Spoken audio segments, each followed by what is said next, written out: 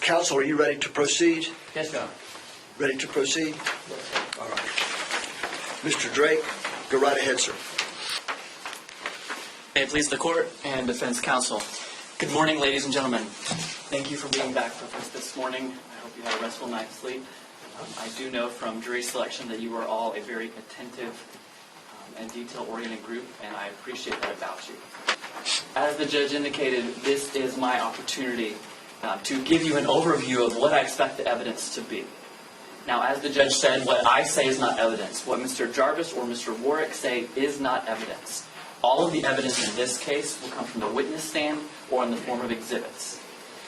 This time is merely for me to give you what I expect will be presented to you so that you have an idea of where each piece fits, because there will be several days of testimony and it can be a little overwhelming. So I'm trying to give you an overview of what we'll be talking about. As you've heard from the indictment, the victim's name in this case is Melissa Howard. She was previously married to Brian Howard, and they had a child in common. You will hear from that child. His name is Taylor Howard. Melissa also had twin daughters from her previous marriage. Their names are Christy and Carrie Winkler. You will hear through the course of the trial that there was an ongoing custody battle between Brian Howard and Melissa Howard over primary custody of Taylor. He was about 11 years old at the time. Primary custody was with Brian Howard, and Melissa Howard was seeking to have primary custody with her. You will hear that Melissa was dating a man named Christopher Cadenhead. He worked for UPS, and he would spend a lot of time with Melissa Howard, especially on his breaks. You will also learn that he was married at the time that he was dating Melissa Howard. He will admit that to you. You will hear from him. You will hear from his wife. That is no secret that he was having an affair with Melissa Howard. You will hear that Brian Howard was friends with the Holbrook brothers, David Russell Holbrook and Michael Holbrook. The defendant, David Russell Holbrook, you will learn, goes by Russell. And he and Michael were friends with Brian Howard. Now, where the testimony will start today is on January 6th of 2006. That was a Friday night, and Melissa and her son Taylor were at Melissa's house. You will hear that they were playing games, and then Christopher Cadenhead came over like he usually did in the evenings. And soon after he arrived, Melissa took Taylor to meet Brian Howard at the Azteca Mexican restaurant. Chris Cadenhead stayed at Melissa's house during that time, and Melissa then returned to her house to spend some time with Mr. Cadenhead before he had to get back to his UPS duties. The dinner that was at Azteca with Brian Howard was in honor of his girlfriend's son, Tyler Schultz. Tyler was about to be going back into the military, and so it was a farewell type of dinner for Mr. Schultz. There were a lot of people at that dinner. Brian Howard, Taylor Howard, Brian's girlfriend Karina, her son Tyler, his friends, Brian Howard's sister and brother-in-law, a very large gathering at Azteca. At the end of that dinner, Brian Howard, Karina, his girlfriend, Taylor, Tyler's friends, all went back to Brian Howard's house, where they stayed for the rest of the night. Also on that Friday night, a birthday party was occurring at David Russell Holbrook's house. That birthday celebration was for his girlfriend's daughter. His brother Michael was there, along with various members of their family and his girlfriend's family. You will hear testimony that Russell and Michael left the party to take Russell's children home to their mother's house, and they dropped the kids off around 9 o'clock. You'll also hear that Russell and his girlfriend Gina spoke by phone at 9:29 p.m. that night. And then you will see Walmart surveillance that shows that the Holbrook brothers went to Walmart at about 9:37 p.m. I need to warn you, these videos are from 2006. They are not good quality. It is the best that we have. You will have a chance to view it. You'll be able to tell it looks like it was on a VCR and then converted to digital. But you can see timestamps and you can see when the Holbrook brothers were at Walmart. The question is, what was Russell Holbrook doing between dropping his kids off at their mom's house and talking to his girlfriend at 9:29 and going to Walmart at 9:37. You will hear also today that Melissa's daughter Carrie had been on a date with her boyfriend, Daniel Bretthauer. Carrie and Daniel arrived home right at 11 o'clock, back to Carrie's home, but the front door was locked. You'll hear that was highly unusual. Melissa Howard always waited up for her kids when they were out. When Carrie arrived home, she couldn't get in. She tried calling her mom. No answer. You will hear that Chris Cadenhead arrived and had also been trying to reach Melissa Howard.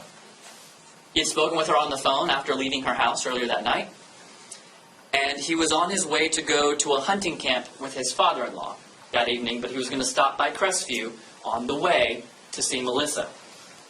Again, he was having an affair. So on the way to meet his father-in-law, he planned to stop by Melissa's house, but he couldn't reach her. He arrived to find Carrie and Daniel on the front porch, unable to get in. And so the decision was ultimately made to try to jimmy the lock open, and Daniel was able to do that with a card. The deadbolt was not locked. He was able to go inside. This is where you will hear of the discovery of Melissa Howard's body. She was found dead against a wall in a pool of blood. You will hear that the living room was in disarray, and you will see photos of what the scene looked like. Couch cushions were all disheveled.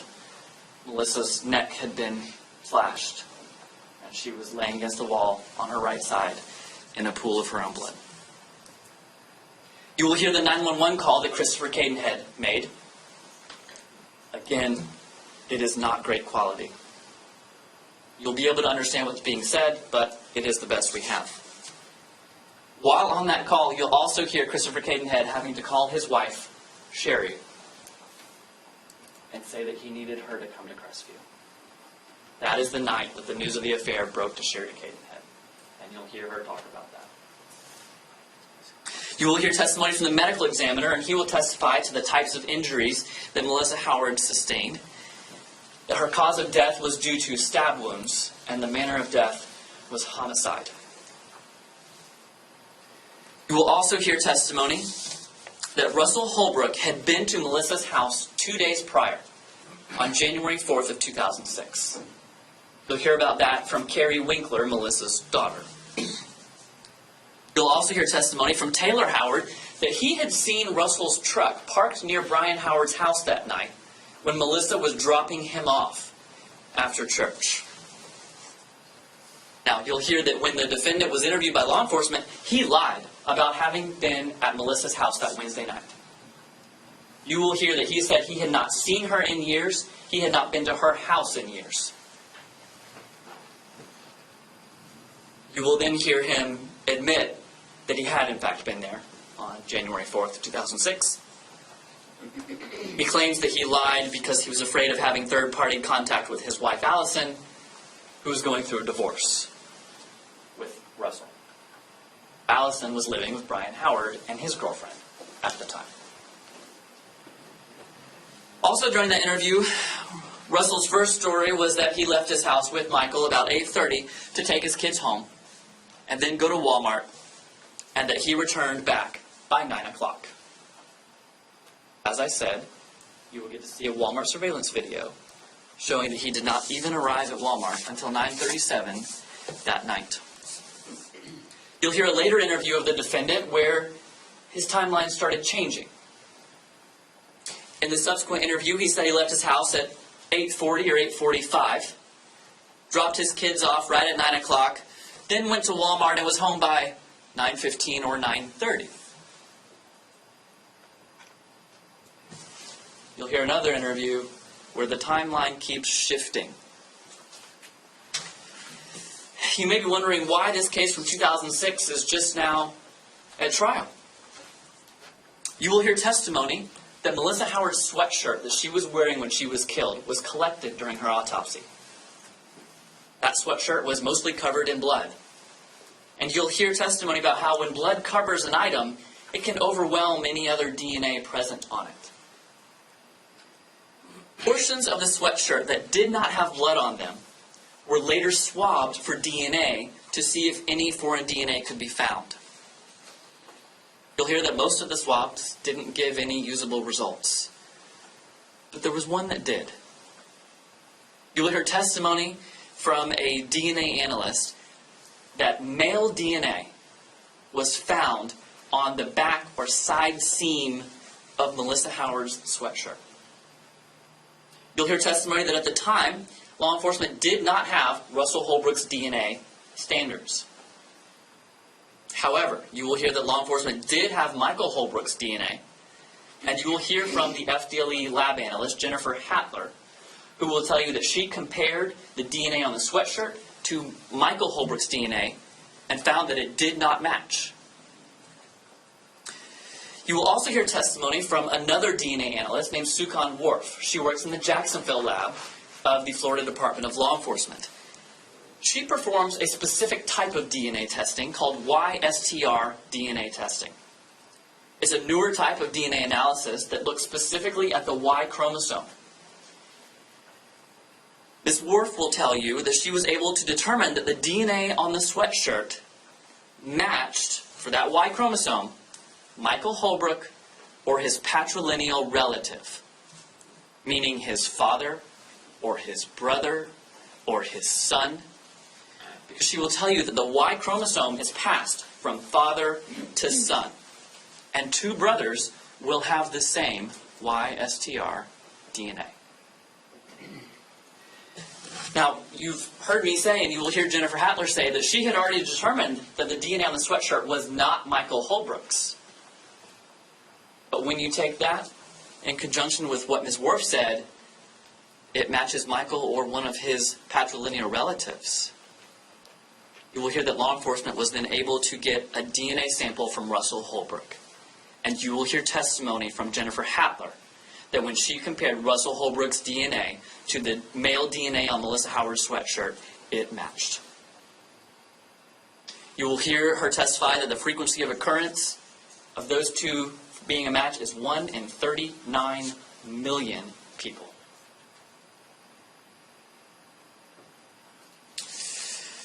You will also learn, during my case, maybe during the defense, that a DNA contamination occurred in this case. And I will be presenting testimony of exactly what happened, and you will hear Ms. Hattler explain what happened, what it means, and how it was dealt with. You will hear Jennifer Hattler testify that she was instantly able to recognize a problem and then track down the source of the contamination. You will hear her say that it has nothing to do with the swab where the male DNA was found. That had already been done. There was a subsequent swabbing of the sweatshirt where law enforcement was attempting to find additional information. Could we get another DNA hit somewhere on the sweatshirt? You will hear that for that analysis, Jennifer Hattler cut a piece of the sweatshirt to use in her test. You will hear that she had previously been working on a sexual assault case where she used the same pair of scissors. She knew was not possible on that sweatshirt because she knew what Melissa Howard's DNA was. You will hear that she was able to determine that the sexual assault kit DNA got transferred to this particular sample of the sweatshirt. And again, it is different than the sample ultimately linked to Russell Holbrook. I will also present testimony of the former forensic quality manager at the Florida Department of Law Enforcement to explain to you what happened, how it was addressed. Her name is Amanda Julian, and I just want to make you aware that because of travel arrangement difficulties, I'm going to have to call her to testify tomorrow, even though I expect that we will not get to the bulk of the DNA evidence until later in the week. So it will be a little out of order, but it's the best we could. Finally, there was a wiretap that law enforcement was able to get on the Holbrook brothers' phones. He never admits to killing Melissa Howard, but there are plenty of statements on the wiretap that I intend for you to hear. You will hear him claim that it's impossible for his DNA to be on Melissa Howard. Impossible. You will hear a call where he tells his brother that it's not like they say. I'll explain it all when I come down. He never says on the phone what the explanation is.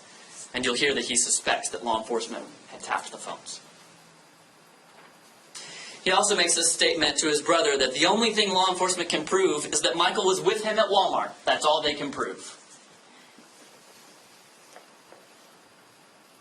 You'll have a chance to hear those various phone calls and hear various statements that Russell has made about this case.